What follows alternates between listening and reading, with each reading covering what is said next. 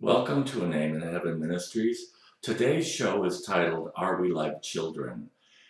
Now, many of you may be thinking, why on earth would we want to be like children?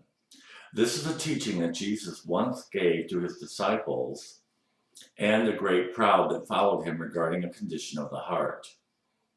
Jesus expects all of us to be as level-headed and mature as we possibly can, but when it comes to love, acceptance, forgiveness, and heartfelt compassion, he expects us to be just like small children. Let's look at Matthew 18.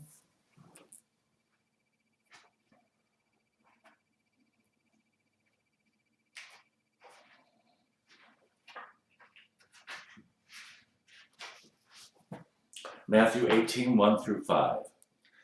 At the same time came the disciples unto Jesus, saying, Who is the greatest in the kingdom of heaven?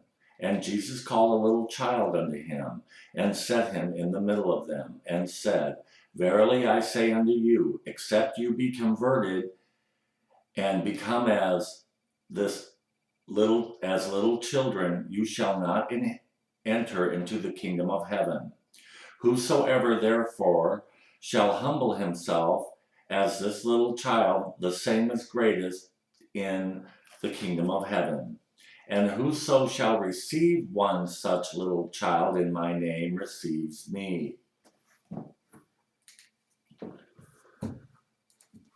Notice here that the disciples asked Jesus,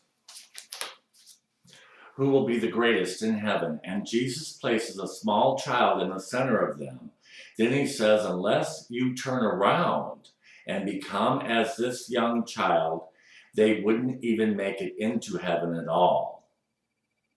Jesus goes on to tell them to humble themselves to be just as this young child is. The lesson Jesus is trying to teach us here is that we need to have the innocent and wide open loving heart that a small child does. Have you ever watched small children interact with each other or adults? Most children are surrounded by people who love them. Most children have spent their short little lives only knowing love from everyone around them, their parents, aunts, uncles, grandparents, and siblings. So their entire little world is full of people who love them unconditionally 24/7. When a child meets another child, they instantly love them unconditionally, even before the other child utters a single word. Just by a glance, they instantly love that other child or adult, because the world they have come to know teaches them to love with an innocent, unconditional love. When children are playing, if one hurts another by accident or on purpose, they instantly forgive each other. They totally forgive the transgression and they forget about it. They instantly feel love for that child again. All is forgiven and the love they feel is intense and unconditional. When a child meets another child or adult, a child does not think, well, wait a minute here. Are they wearing the latest fashion? Do they have the latest hairstyle? Do they live in the right neighborhood? What do they do for a living? Do they make enough money to obtain my love? Are they educated enough to obtain my love? Are they smart enough to obtain my love? No. Small children do not think like this at all. Small children do not do this. This kind of thinking isn't in one fiber of their being, nor should it be. Ultimately, at first glance, a child feels nothing but unconditional love for everyone they see and meet, big or small. This is the kind of unconditional love Jesus says he wants us to have towards others. And Jesus makes it perfectly clear that those who do not possess this kind of unconditional love will not see heaven. I'd like to share a story with you from my childhood, if you don't mind. It has a real interesting lesson to it. The first time I can remember meeting a black person was in 1964 when I was 7 years old. We moved into a new housing development when I was 5. and it was surrounded by farm fields on 3 sides. I used to walk through a path in a cornfield that was about half a mile long to get to and from school each day. At the end of the path was an old rundown shack that 2 elderly black people lived in. One day I was passing the house and a little black boy came running from the house. He was wearing his grandfather's shoes and he was dressed in rags from head to toe. His shirt and pants were way too big for him and they were literally covered in holes and torn. He was a living, breathing ragamuffin. And of course, from the perspective of a 7-year-old boy, he was dressed just perfect to be my friend. I will never forget his face. He was dark black, bright-eyed, and he had a smile that was big and bright that went from ear to ear. We exchanged names. His name was Johnny, and of course, we were both 7 years old. That made us instantly best friends. We were both so excited that we had met each other. And we stood at the end of his driveway and talked about how we would be best friends because we were both boys and because we were both 7 years old and because we both lived on opposite ends of the farmer's field. When suddenly his grandfather stepped out of the front door of the shack and hollered at the boy to get away from me and get back into the house. Johnny proceeded to tell his grandfather that he wanted to play with his new best friend Rickie and stated that he didn't want to go back into the house. My neighborhood was full of children for me to play with, but he was the only black child in his neighborhood, and I didn't believe he had any friends, and I think he was very lonely. Excuse me.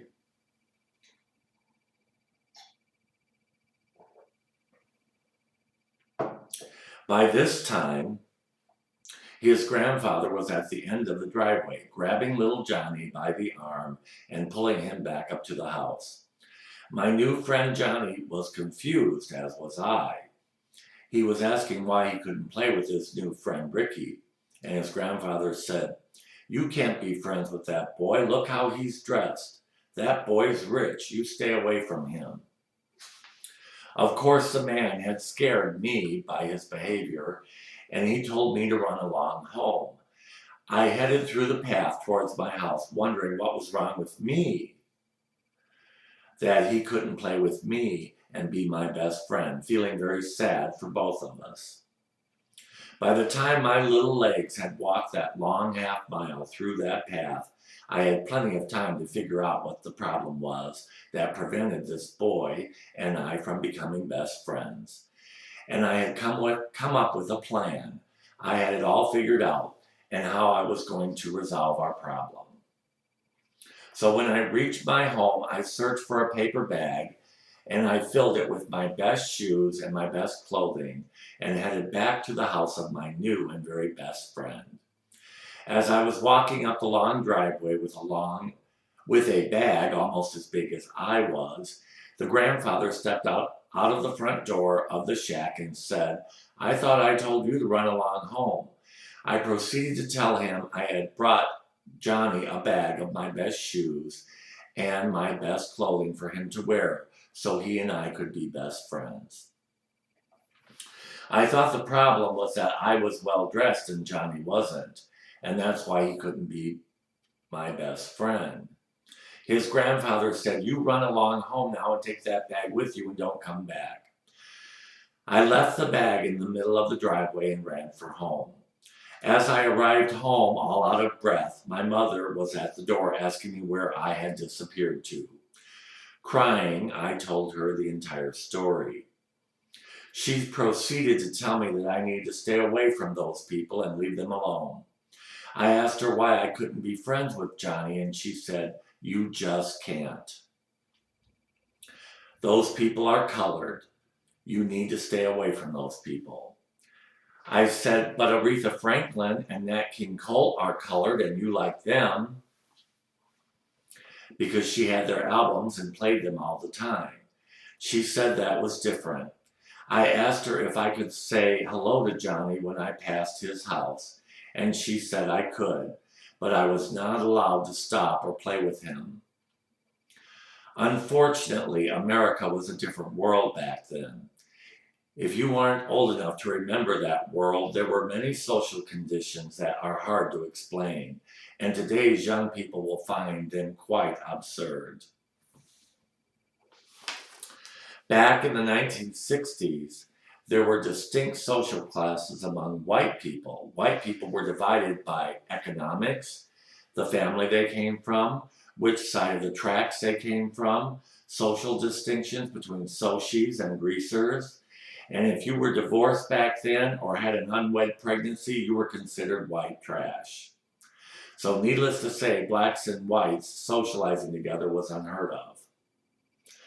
Each day as I walked home from school, as I approached Johnny's house, I would begin to walk very slow, in hopes that he would see me passing by and come running out to say hello. A few days later, I was passing by and I saw him out near the house. We were both excited to see each other and we began jumping up and down with excitement. We both said hello and waved. He thanked me for the shoes and clothes and said he was not allowed to be my friend or play with me. Johnny and I always looked forward to seeing each other in the years that passed, but we both knew we were not allowed to get too close and that we could never play together or be friends like we had first hoped. And of course, neither of us understood why that was. But Johnny and I knew that we both loved each other and that we were still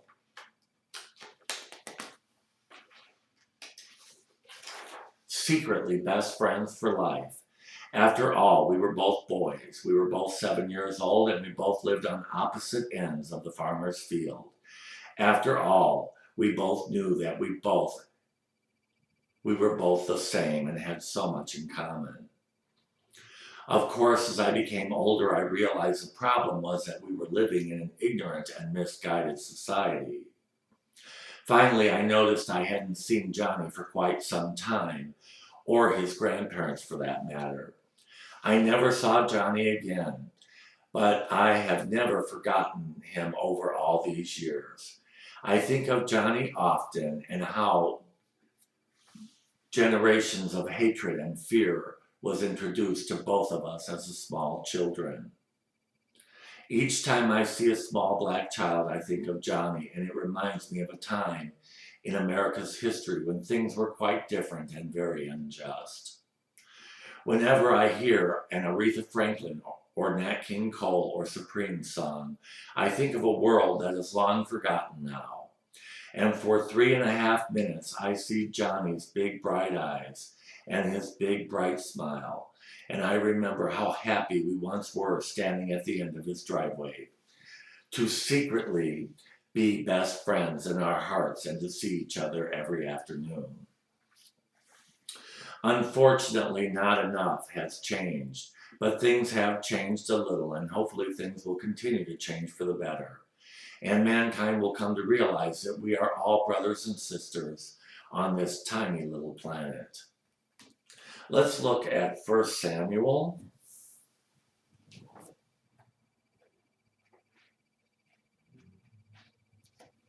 1 Samuel 16.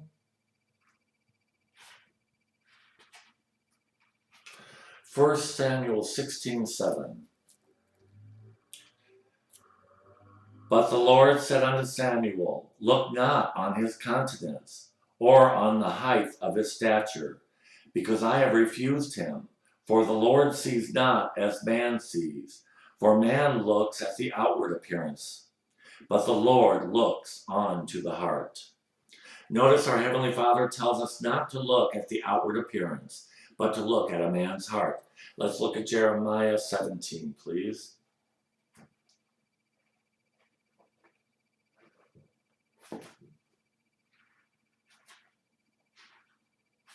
Jeremiah 17:10.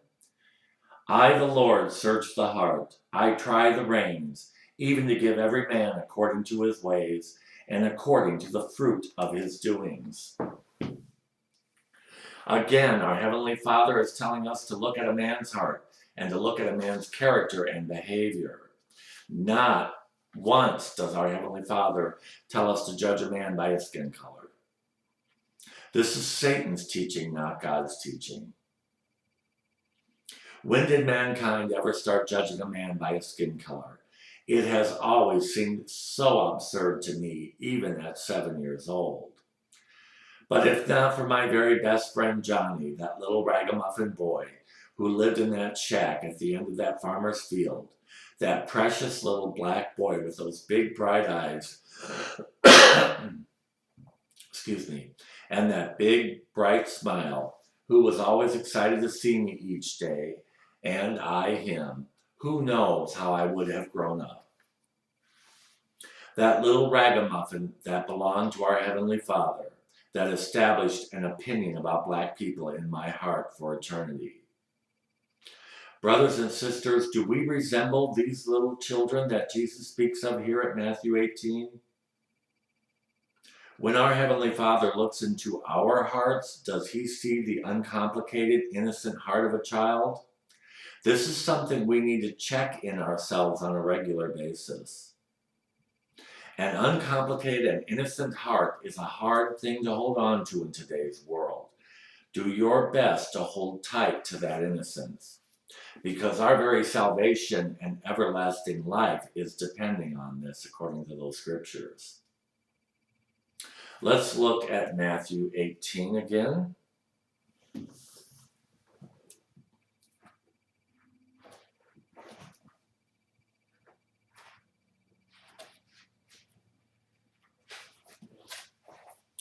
Matthew 18, 6 and 7. But whoso shall offend one of these little ones which believe in me, it were better for him that a millstone were hanged about his neck, and that he were drowned in the depth of the sea.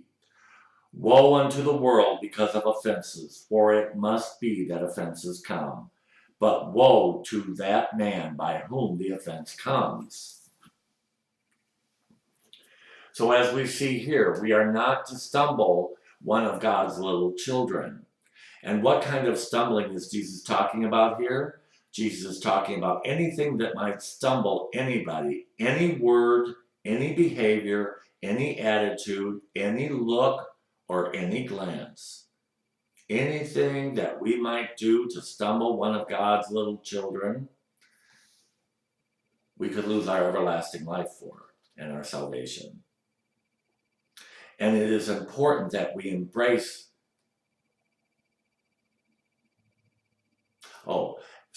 and Jesus is testing and watching all of us, and he is reading our hearts on a daily basis. And it is important that we embrace this mindset for all people, because without this trait, we may stumble one of his precious little children. Now let me make a distinction here. Jesus is telling us to have the heart of a small child, not the intelligence level of a small child. There's a big difference there. The point I'm making here is be wise and intelligent as an adult should be. Don't do anything silly such as having a crack or meth addict over to your home for dinner tonight. You may get robbed. There are many ways to help people with drug addictions without putting yourself in harm's way. Do not move a person into your home whom you do not know. Again, you may get robbed or murdered.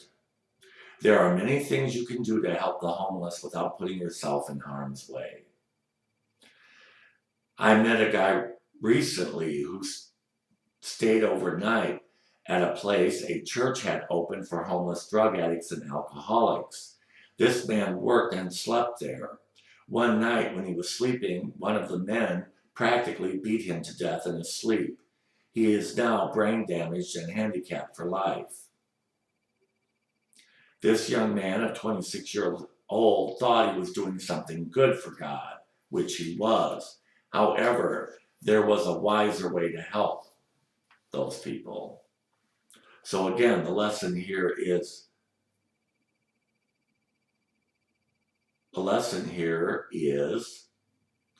the heart of a child and the mind of a wise and smart adult. That's the lesson. Jesus is telling us to have a wide open heart as children do for all people, and to feel unconditional love, compassion, and forgiveness for others. So again, I ask you, are we like small children? This is something to think about. Thank you for watching today's show.